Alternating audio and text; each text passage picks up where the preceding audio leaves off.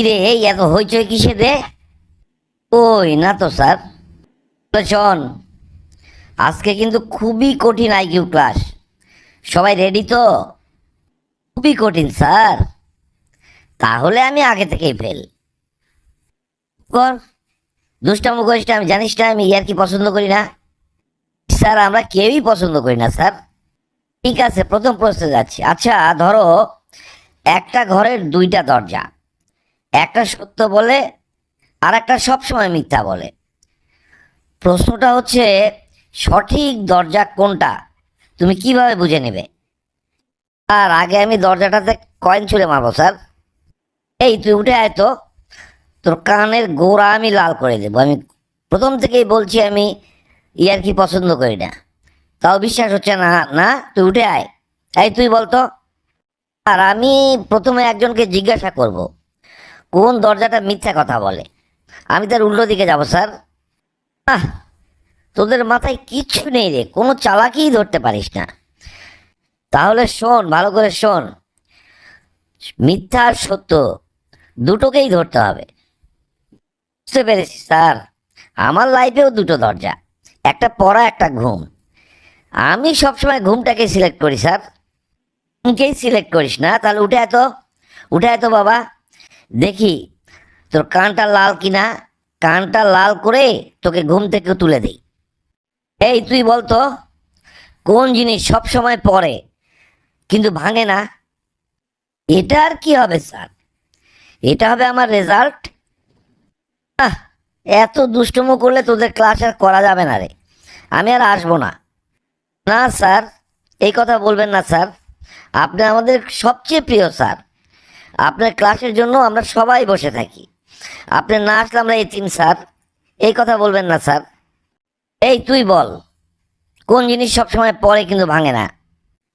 Sir এটা হবে আমার মোবাইল স্যার। সেটা বারবার পড়ে কিন্তু ভাঙে না স্যার।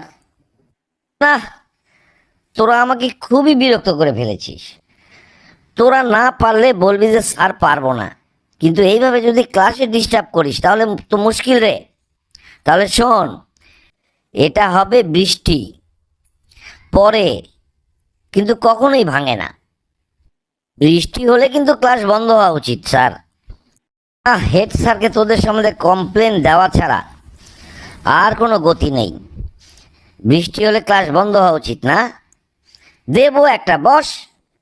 তোকে এবার শেষ প্রশ্নটা ধরছি, মনোযোগ দিয়ে শুনবি এবং উত্তর দিবি। নদীতে 6টা মাছ, 2টা ডুবে গেল, তাহলে কতটা আছে? 6টা মাছ 2টা ডুবে গেল, অর্থাৎ 6 - 2, 4টা থাকবে স্যার।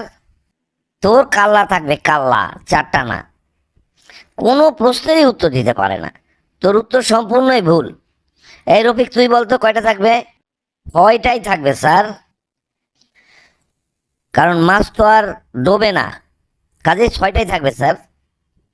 যাক, একটা প্রশ্নের অন্তত সঠিক উত্তর দিয়েছিস, খুবই ভালো। এটা ছিল একটা ট্রিক প্রশ্ন। আর তাহলে মাছের লাইফ তো আমাদের চেয়ে বেটার স্যার। ওরা ডোবেও না, পড়েও না। আবার আবার শুরু করলি? আর একবার যদি তোরা এরকম করিস তাহলে আমি হেড স্যারকে অবশ্যই তোদের নামে কমপ্লেন দেব। না স্যার, এই কাজ করবেন না স্যার। জোরহাত স্যার। আমি তো আপনার উত্তর দিয়েই দিয়েছি, আমরা কি কোনো কথা বলতে পারবো না? এই দেখুন না স্যার, বৃষ্টি নামছে। ভালো করে তাকিয়ে দেখ, বৃষ্টি পড়ে কিন্তু ভাঙে না। স্যার বৃষ্টি পড়ছে কিন্তু ভাঙছে না স্যার। কিন্তু এই সময় যদি ঘরের 2টা দরজা থাকতো আর একটা যদি ক্যান্টিনের দিকে থাকতো স্যার, আমি ক্যান্টিনের দিকেই যেতাম। ঠিক আছে, তাহলে আজকের মনে হয় ক্লাস শেষ। কিন্তু সবসময় মনে রাখবি, বুদ্ধি দিয়ে চিন্তা দিয়ে করলে কঠিন সমস্যাও সহজ। সব প্রশ্ন সরাসরি থাকে না, অনেক সময় ট্রিক থাকে। আর লজিকই আসল শক্তি। এই কথাটা মাথায় নিয়ে লেখাপড়া করবি আর চলবি। তাহলে ছুটি স্যার। স্যার কালকে আবার দরজা না ক্যান্টিন স্যার?